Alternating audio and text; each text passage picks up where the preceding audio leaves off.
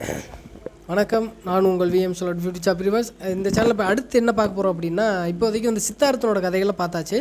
சித்தார்த்தன் கதைகளை பார்த்ததுக்கப்புறம் இப்போ வந்து அவங்களோட மனைவி வெள்ளையம்மாளோட ஸ்டோரியை வந்து நம்ம வந்து பார்க்க போகிறோம். வெள்ளையம்மாள் யார்? இந்த வெள்ளையம்மாள் ஒரு முத்தன் மாரியாய்க்கு பிறந்த குழந்தை தான் வெள்ளையம்மாள். சரிங்களா? மூத்த ஆள் மகளாக பிறக்கிறாங்க. அதுக்கப்புறம் அவங்களுக்கு 2 தம்பிகள் இருக்குது. அது அடுத்து அவங்களோட கதை அப்படி அதெல்லாம் அடுத்து பார்ப்போம். இப்போதைக்கு வெள்ளையம்மாளோட கதை பார்ப்போம். சித்தார்த்தன் கதை பார்த்து வெள்ளையம்மாள் பிறந்துட்டாங்க. பிறந்ததுக்கப்புறம் தன் 2 தம்பி இருக்காங்க அப்படின்னு இவங்களோட ஃபேமிலியில் இவங்க வந்து தாழ்த்தப்பட்ட ஒரு ஜாதியிலேருந்து இருக்கிறாங்க. கேஸ்டில் இருக்கும்போது இவங்களுக்கு வந்து சொத்து பற்றி எதுவும் இல்லை. இந்த மாதிரி இருக்கிற நிலைமையில் வந்து முதல்ல அவங்களோட குடும்பம் எதை வச்சு ஓடுது அப்படின்னா, கல் உடைக்க போவாங்க. மலையடியில் கல் உடைச்சி அந்த கூலி காசை வச்சு தான் அவங்க குடும்பம் நடத்திக்கிட்டு இருக்கும்பொழுது மகளுக்கு ஒரு வயசாகுது, மகனுக்கு ஒரு வயசாகுது. அந்த நேரத்தில் தான் சித்தார்த்தன்ற ஒரு கேரக்டர் வந்து உள்ளே என்ட்ரி ஆகிறாரு. சித்தார்த்தனுக்கும் வெள்ளையம்மாளுக்கும் திருமணம் நடக்குது.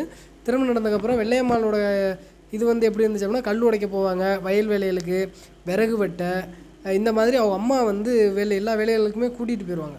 வலுக்கட்டாயமாக அவங்கள வந்து கூட்டிகிட்டு போயிட்டு வேலையை பாரு, காசு வாங்குவோம், சம்பாதிக்கலாம் அப்படின்னு சொல்லிட்டு வலுக்கட்டாயமாக இவங்களுக்கு குழந்தை இல்லையா, மூத்த பொண்ணு, பெரிய பொண்ணு, மற்றவங்களாம் சின்ன பசங்களாம் 2 பேர்.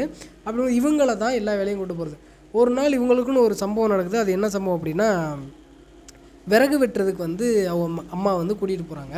விறகு வெட்டி விறகு வெட்டி என்ன பக்கத்தில் இருக்கும்போது இங்கேருந்து ஒரு 3 கிலோமீட்டர் தூரத்தில் விறகு இருந்துறீங்களா. அவங்க அம்மா என்ன பண்ணுறாங்க, அவங்க அம்மாவோட கேரக்டர் என்னென்னா, எனக்கு அந்த விறகு வீட்டுக்கு வரணும் அப்படின்னா, மகளாக இருந்தாலும் சரி யாராக இருந்தாலும் சரி தூக்கிட்டு வரணும் அப்படின்னா, அவங்க வந்து ஒரு கட்டு கட்டுறாங்க. ஒரு விறகு தலையில் சுமக்க முடியாத அளவுக்கு விறகு கட்டி அவங்க தலையில் தூக்கி வச்சு கூட்டிகிட்டு வாங்க அப்படின்னு சொல்கிறாங்க. அப்போதைக்கு அவங்களால முடியலை, விறகு என்னால் தூக்க முடியலம்மா அப்படின்னு சொன்னாலும் அவங்க அடித்து அந்த இடத்துல கூட்டிகிட்டு வந்து விறகை வீட்டில் வந்து சேர்த்துட்டாங்க. மக அப்படின்றத பார்க்குறம கொஞ்சம் அதை தாண்டி சம்பாதிக்கணும், ஏதாவது சேர்க்கணும், சொத்து சேர்க்கணும், நிலம் புலங்களை சேர்க்கணும், அதுக்கு நம்ம வேலை பார்க்கணும், கஷ்டப்படணும்னு சொல்லி அந்த மகளை வந்து ஒரு தொழிலாளியாகவே அப்பையிலேருந்தே வேலைகளுக்காக அனுப்பிச்சு பார்த்து அவங்க தம்பிகளும் அந்த காசில் தான் பிழைக்கிறாங்க. அக்காவோட காசெல்லாம் பிழைக்கிறாங்க, சாப்பிட்றாங்க. கொஞ்சம் காசு அவங்க அக்காவோட காசுலையும் வாங்க. ஒரு கட்டத்தில் என்ன ஆகுது அப்படின்னா, ஏதோ ஒரு இடம், ஒரு 5 சென்ட் இடம் அவங்களால முடிஞ்ச அளவுக்கு வாங்கிடுறாங்க. சரிங்களா? அவங்க ஒரு 5 சென்ட் இடம் வாங்கிட்டாங்க. வாங்கினதுக்கப்புறம் அதோட இடத்தோட கதை அப்புறம் நம்ம பேசுவோம். வெள்ளையம்மாள் ஷார்ட் அண்ட் ஸ்வீட்டாக என்னென்ன அப்படின்னு சொன்னால், அப்பையிலேருந்து கஷ்டப்படுற ஒரு வேலைகள் பார்த்து வந்த ஒரு வெள்ளையம்மாள். அவங்கள வந்து இடையில சித்தார்த்தன் அப்படின்ற ஒரு கேரக்டரோட கல்யாணம் பண்ணிவிட்டு, அவரோட கேரக்டர் என்ன ஆகுது, ஒரு பக்கம் குடிக்க ஆரம்பித்து குடியை நோக்கி போகும்போது இவங்க வந்து மறுபடியும் வேலைகளுக்கு போயிட்டு சம்பாதிக்கக்கூடிய நிலைமை வந்துட்டு பிள்ளைகளை பார்த்துக்கணும் அப்படின்னு சொல்லிட்டு தன்னோட குழந்தைய வந்து அவங்க மயம் பிறந்தான்னு சொன்னோன்னே அந்த மயனை என்ன பண்ணுறாங்க அப்படின்னா அவங்க அம்மாட்ட ஒப்படைக்கிறாங்க. அவங்க அம்மா என்ன பண்ணுறாங்க, ஆடு மேய்க்கிறாங்க. அப்போ அந்த காலத்தில் 2வது குழந்தை பிறந்ததுக்கப்புறம் ஆடு மேய்க்க ஆரம்பிக்கும் போது அந்த குழந்தைய வந்து அவனுக்கு வந்து ஒரு 2.5 வயசு இருக்கிற போதே மையனை அம்மாட்ட கொடுத்துட்டு வேலைக்கு போக வேண்டிய கட்டாயத்துக்கு வந்துட்டாங்க. சித்தாள் வேலைக்கு, கட்டட வேலைகளுக்கு செல்ல ஆரம்பித்த ஒரு நாட்கள் வருது. கட்டட வேலைக்கு போயிட்டாங்களா, மையனை என்ன பண்ணிட்டாங்க, அவங்க அம்மாட்ட கொடுத்துட்டாங்க. அவங்க அம்மா வந்து எப்படி அந்த குழந்தைய வந்து வச்சுருப்பாங்க அப்படின்னா, சேலையை வந்து இப்படி இது ஒரு சேலை மாதிரி இங்கிட்டு சைடு சேலை கட்டியிருப்பாங்க. இங்கிட்டு சைடில் கட்டிட்டு இந்த இடத்துல குழந்தைய வச்சுக்கிட்டு இப்படி கழுத்தில் கட்டியிருப்பாங்க. பழங்காலத்தில் பார்த்துருப்பீங்க. இந்த மாதிரி குழந்தை இந்த இடத்துல போட்டுக்கிட்டு அந்த மாதிரி அந்த சுச்சுவேஷனில் அவங்க அம்மாட்ட விட்டுட்டு வேலைக்கு போகிறாங்க. அந்த வேலைக்கு போகிற ஆரம்பித்ததுலேருந்து மயனோட டைம் ஸ்பெண்ட் பண்ணுறது குறைஞ்சிக்கிட்டே வருது. சரிங்களா? அது அடுத்து அதுக்கப்புறம் இப்போ அவங்க அம்மா வேலைக்கு போகிறாங்க, சம்பாதிக்கிறாங்க.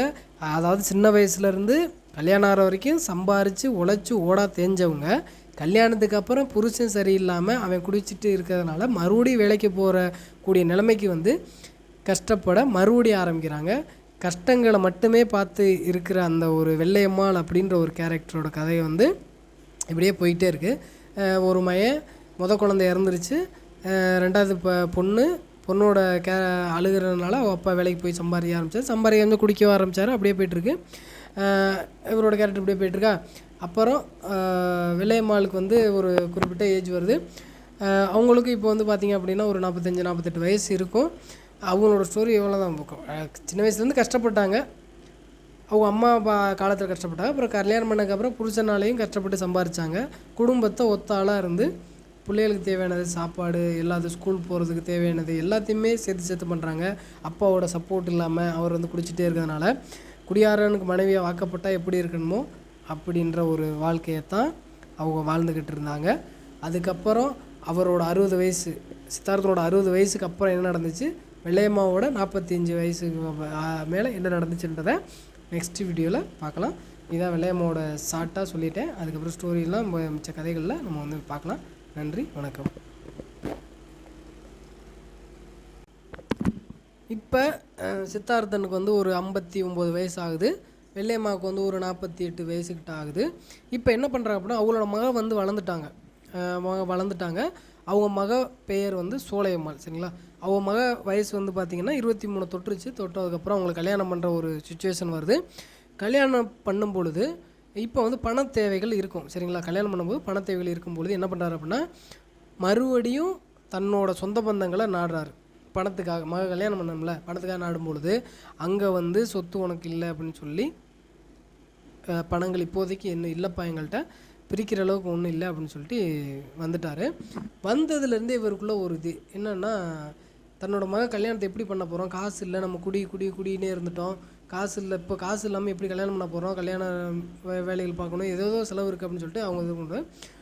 ஒத்தாளாக இருந்து அவங்களோட மனைவி வெள்ளையம்மாள் அவங்க வந்து சிறுக ஒரு ட்ரம்மு மாதிரி இருந்துறீங்களா, அந்த ட்ரம்மில் இப்போ கல்யாணத்துக்கு தேவையான சின்ன சின்ன பாத்திரங்கள்லாம் ஒரு ட்ரம்லையும், கல்யாணத்துக்கு அப்புறம் தேவைப்படக்கூடிய சேரீ, ட்ரெஸ்ஸு அதெல்லாம் ஒரு ட்ரம்லையும் சிறுக சேர்த்து வச்சுருந்துருக்காங்க.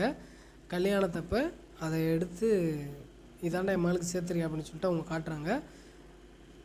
ரொம்ப கஷ்டப்பட்டு சம்பாரித்து நம்ம மகளை கல்யாணம் பண்ணிக்கணும் தேவைப்படும் அப்படின்னு சொல்லி முன்கூட்டியே அதை தெரிஞ்சுட்டு சேர்த்து வச்சுட்டு அதை வந்து என்னோடய கணவர்கிட்ட காட்டினோன்னே அவர் வந்து அந்த இடத்துல லைட்டாக அது ஒரு ஃபீல் ஆகும்ல, அந்த இடத்துல இப்படி இருக்கும்பொழுது கல்யாணத்தை சேர்த்துட்டாங்க. கல்யாணம் நடக்க போது, கல்யாணம் நடந்து தன்னோட மக முதன்னு தன்கிட்ட வந்து அழுது ஒரு பொம்மை கேட்டு வேலைக்கு போனார். வேலைக்கு போய் சம்பாதிக்கப்பட்டு அதுக்கப்புறம் குடிக்க ஆரம்பித்தார். குடித்ததுக்கப்புறம் குடின்னு தெரிஞ்சு ஒன்றுமே சேர்க்காம அப்படியே இருக்கும்போது தன்னோட மனைவி வந்து என்ன பண்ணியிருக்காங்க, வேலைக்கு போய் சம்பாரித்து சிறுக சேர்த்து ஒன்று பார்த்து ஒரு பாத்திரம் மண்டா வாங்கி ஒரு ட்ரம்மில் இந்த ட்ரம்மில் சேர்த்து வச்சுட்டாங்க. இதுக்கப்புறம் கல்யாண ஸ்டேஜ் வருது. கல்யாண ஸ்டேஜ் வரும்போது ஏன் அவங்க தம்பி செலவு பண்ண மாட்டலாம் அப்படின்னு அந்த கேள்வி வரும்போது, அவன் வந்து படிக்கலை. சரிங்களா? 12வது படிச்சிருந்ததுக்கப்புறம் 12வது படிச்சிட்டாரு. அப்படி இருக்கும்போது அவரால் எந்த ஒரு செலவும் பண்ண முடியல. இருந்தாலும் கடனை வாங்கி பண்ணியிருந்துருக்கலாம். பட் ஆனால் அவர் பண்ண நினைக்கல. அது என்னன்றதில்ல. ரைட், அவரோட கதையை அப்படி போவான். கல்யாண நாள் வருது. கல்யாணம் பண்ணி போகணுமா, பொண்ணு போகணும். அப்போ முதல் நாள் என்ன நடக்குது அப்படின்னா, பொண்ணு வீட்டுக்கு அழைச்சிட்டு போங்க, மாப்பிள்ளை வீட்டுக்கு அழைச்சிட்டு போகும்போது தன்னோட மக அந்த வீட்டுக்கு போகிறத நினச்சி கண் கலங்கி உட்காந்துருக்காரு ஒரு சேரில், அழுகிறார். மக இப்போதைக்கு வீட்டுக்கு அழைச்சிட்டு போயிருக்காங்க. வீட்டுக்கு அழைச்சிட்டு போவாங்க. நைட்டு காலைல கல்யாணம், நைட்டு அழைச்சிட்டு போவாங்களே, அந்த அழைச்சிட்டு போகும்போது உட்காந்து நைட்டு அழுகிறாரு அந்த மனுஷன். அப்பையிலேருந்தே அங்கே சொத்து இல்லை அப்படின்னு சொல்லி அவுட்டு. இங்கே மக வந்து தன்னோட மக வந்து கல்யாணம் பண்ணி போகுது அப்படின்னு நினச்சிட்டு கண் கலங்குறாரு. அவர் மனசு இங்கேயே பாதி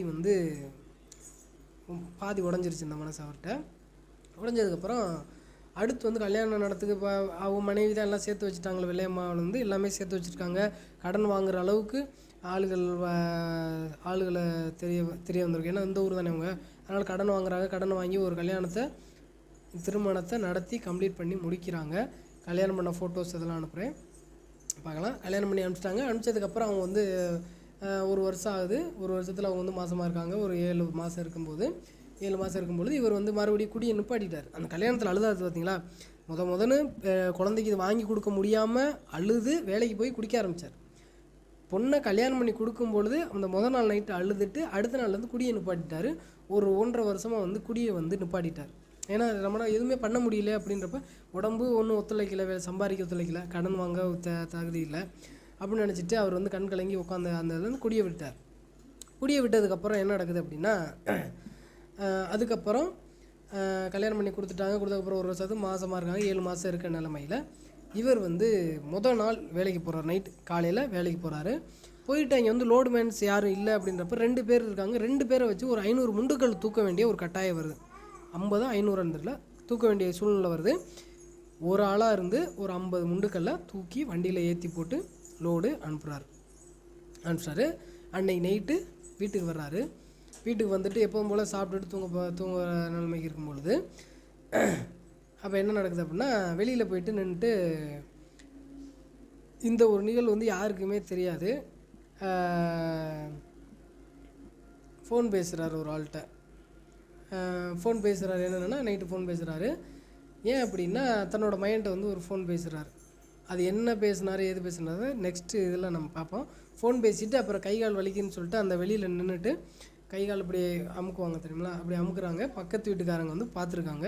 அவங்க கை கால் அமுக்குறாரு, கை அப்படி அமுக்கிக்கிட்டு இருக்காங்க, கை வலிக்குது போல் அப்படின்னு சொல்லிட்டு பார்த்துக்கணும். ஏன்னா ஒரு ஆள் 50 முண்டுகள் தூக்கி இறக்கிட்டு வந்துட்டு தூங்கணும், குடி இல்லாமல் எப்படி தூங்கணும் அப்படின்றது இருக்குல்ல. சாப்பிட்றாரு, சாப்பிட்டு வந்து படுக்கிறாரு. கரெக்டாக மணி பார்த்தீங்க அப்படின்னா ஒரு மணி இருக்கும்.